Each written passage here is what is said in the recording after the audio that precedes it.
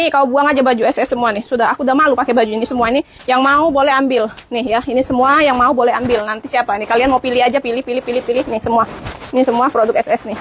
Aku malu dilihatin orang, nanti dikata aku ular pula berjalan, ya. Tadi kira aku ular berjalan tuh. Kalian pilih aja dulu kalau kalian mau nih. Kalau nggak ada yang mau sudah, nanti aku kasih orang. Udah, pilih aja. Pilih aja. Ada kebijakan barangnya di buyback atau dibeli balik nih. Tapi yang luar biasanya itu modal kami 200.000 per piece. Diminta beli balik itu buyback atau ditarik, uang kami dikembalikan tapi hanya 160.000 per piece. Dan itu sangat-sangat merugikan kami. Jujur ya, pada saat itu saya tidak mau. Saya tidak mau barangnya ditarik balik tapi hanya diganti uangnya 160.000 sedangkan modal saya 200.000. Entahlah kalau mungkin barangnya hanya 10 pieces. Oke lah, nggak apa-apa kita menanggung rugi mungkin hanya sekian ratus ribu. Tapi barang di saya itu masih ada 300 pieces. Ya, kalian kalikan aja 300 pieces dikali kerugian 40.000 itu udah 12 juta.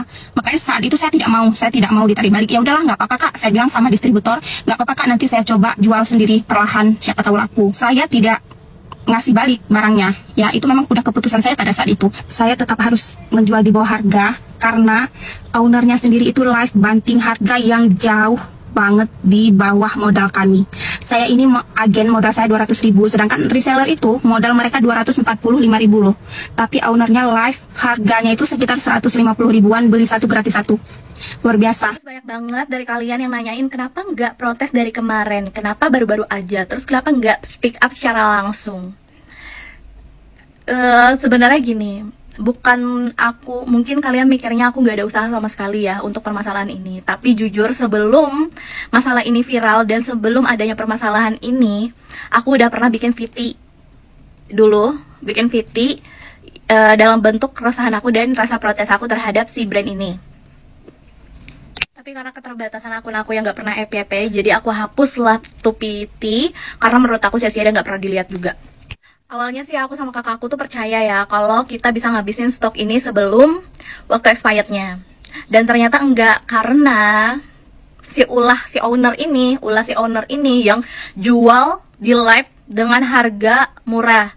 Bahkan jual di bawah harga modal kami. Kalian bisa bayangin betapa hancurnya. Bahkan nih ya, kami punya customer tetap, pelanggan tetap yang pakai cushion si brand ini. Pakai, terus sering beli di kita dan akhirnya berpindah. Kami mikirnya dia pindah produk atau apa, nggak cocok lagi gitu sama produknya, ternyata enggak. Dia beli online dan beli di official store-nya si SS ini. Dan aku sama kakakku selalu berusaha buat gimana pun caranya cushion ini harus habis. Dan kami udah sounding berbagai cara sampai kami kasih harga modal, tetap aja susah jauh dari harga jual si owner. Terus ada juga yang bilang, alah mungkin sellernya aja yang kurang usaha buat ngabisin stoknya. Namanya rezeki kan sudah ada yang ngatur ya. Aku percaya rezeki sudah ada yang ngatur. Tapi kalau misalkan dia jual jauh dari harga aku jual, tetap aja karena lebih milih buat beli di dia. Apalagi customer aku tuh banyak juga yang dari luar kota. Mungkin pengiriman juga lebih murah dari dia kan. Nah pasti orang mikir sudah harganya jauh, ongkirnya gratis. Yang bikin kami sakit hatinya itu apa? Masalah komitmen. Dia nggak komitmen sama SOP mereka di awal. Kenapa aku bisa bilang mereka nggak komitmen? Karena apa? Komitmennya di awal, mereka berjanji ke seller, ke agen, ke distributor kalau mereka nggak bakalan jual ecer. Tapi nyatanya, adanya agen, distributor, dan seller itu nggak lama ya. Nggak lama, cuma beberapa bulan, mereka udah jual live secara ecer. Kalian bayangin. Mungkin di luar sana masih banyak lagi ya yang sakit hati sama ini orang, tapi mereka nggak berani speak up karena banyak hal mungkin. Dan sekarang aku sama kakakku cuma bisa ngeliatin stok sisa itu hampir 300-an pieces yang expired di bulan ini. Dan sekarang aku nggak banyak berharap untuk VT aku didengar dan dilihat sama yang bersangkutan. Ya sekarang aku cuma bisa bersabar ya, dan semoga ada pertanggungjawaban dari yang bersangkutan, dan semoga yang bersangkutan cepat sadar dan menerima ganjarannya. Melihat alur ceritanya sih kayaknya belum semua reseller ya, dan banyak reseller kan yang sakit hati dan barangnya tuh jadi numpuk gitu loh kan. Tapi kita nggak usah mengomentari itulah. Aku sangat menyayangkan, semoga VT ini didengar oleh Sela Saukia ya, meskipun aku bukan siapa-siapa dan bukan apa-apa pastinya. Semoga VT ini didengar oleh Sela Saukia.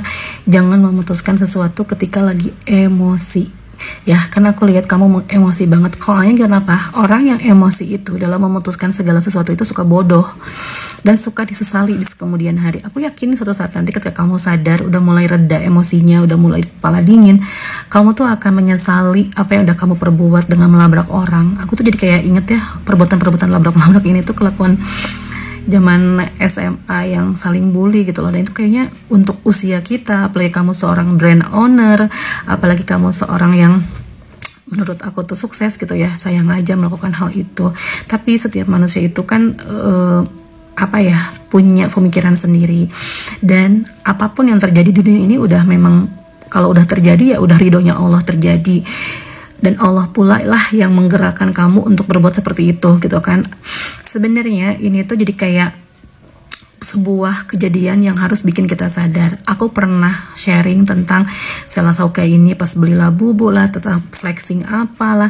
Di situ tuh kayak dia itu nggak ngehargain perasaan orang yang beli Labubu satu aja susah, intinya gitu ya. Ataupun beli apapun, orang lain tuh lagi susah dan dia tuh lagi over flexing banget saat itu. Aku pernah bilang, bahkan aku bikin salah satu VT yang bilang aku takut banget ya suatu saat nanti dia itu akan dapat ujian sih, entah itu ujiannya apa gitu.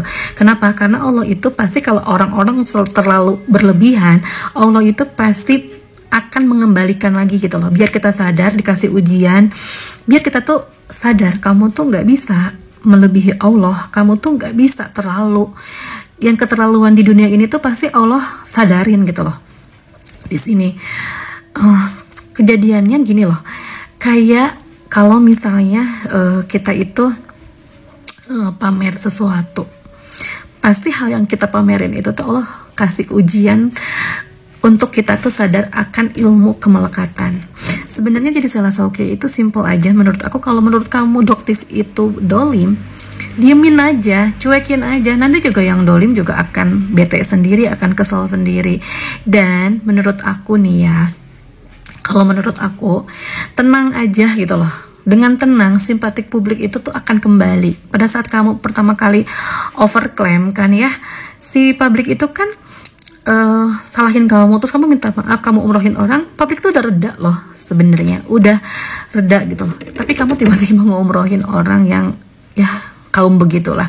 Tapi aku nggak apa ya, nggak nyalahin gitu loh. Kenapa? Karena kan lingkungan kamu memang boti-boti kayak gitu ya. Aku pernah punya banyak asisten yang ya kaum seperti itu. Sampai akhirnya aku sadar, ya Allah, kok aku sama ya kayak ngedukung mereka. Ini kan udah jelas dilarang sama Allah. Dan mungkin teguran kamu juga di situ. Dan jangan terlalu percaya sama boti. Kamu udah gitu, boti itu kan gak terlalu berpikir yang cerdas banget ya. Dia aja udah hidupnya tuh salah gitu, logikanya gak dipakai.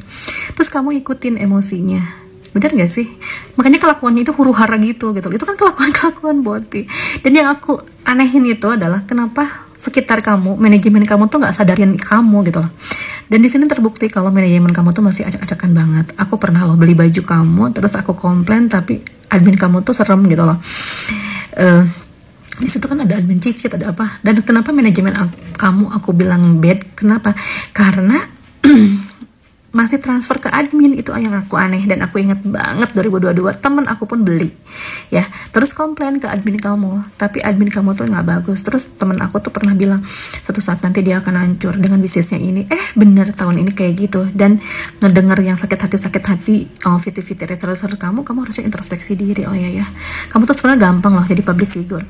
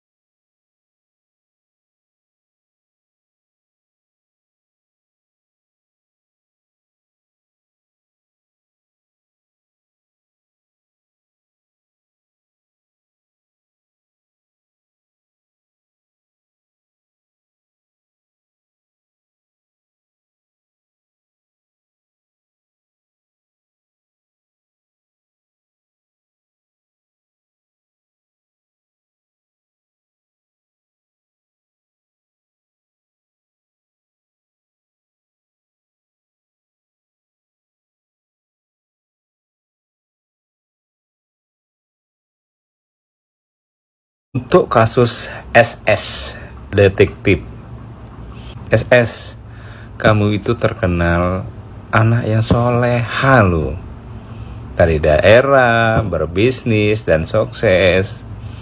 Kira-kira kamu menyadari gak sih, belakangan ini kamu salah temen? Gak tahu ya, saya mengamati karena kita sama-sama di daerah, kelihatannya kamu nih salah temen. Ya kan, salah temen. Kayak gak seperti Sheila yang dulu deh. Ya, kalau dulu adem, aduh kayaknya luar biasa ya. Kayaknya bukan kayak Sheila yang dulu. Kayaknya kamu salah temen nih. Saya mencurigai ada mantan sahabatnya Nikita Mirzani. Itu kayaknya tuh kayak ujuk-ujuk gitu. Kayaknya kamu tuh kayak disabung. Ayo berantem. Kayaknya gitu. Tapi ntar Sel, kalau kamu udah nanti masuk penjara gimana? Emang dia mau bantuin kamu? Ya kan? Sekarang yang di Surabaya itu bilang, ya udah biar fair, terima aja hukumannya. Tuh, cuma kayak gitu doang. Ya kan? Udah kayaknya kamu salah teman deh Sel. Ya, salah teman. Cuma takutnya apa ya? Kayaknya kita tuh sayang sama kamu. Kita sama-sama di daerah. Kayaknya kamu salah teman. Coba deh, ya Sel. Coba deh, kembali ke setelan awal aja Sel. Ya, kalau memang ada produk kamu yang overclaim namanya ya. Udah introspeksi diri aja Sel, nggak usah dilawan. Makin hancur ntar kalau dilawan-lawan begini nih, ribut-ribut begini, makin hancur Sel, makin hancur nanti. Ya kan, sayang tahu pengorbanannya, perjuangannya. Ya, udah. Pokoknya kembali ke setelan, jadi anak yang soleha, yang dari daerah, sukses, tata lagi deh. Makin kayak tantrum gini, kayaknya bukan buat kamu Sel. Benar Sel. Kita sayang sama kamu.